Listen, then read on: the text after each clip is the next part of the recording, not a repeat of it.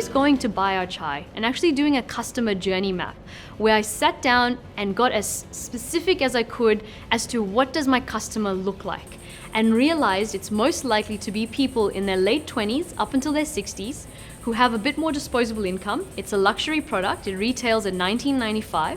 but are also who are passionate about social causes, because that's the difference between Mixed Chai and our competitors, who have been affected or know someone who's been affected by suicide and wants to make a difference in that space. And that is how we decided to brand in this way, with bold colors of red, by putting a personal identity in it, so they see the person and they see the stories before they actually taste the product. Because at the heart of what we do and why we do this in our branding is a belief that stories save lives. And I rock that, even on my cap today.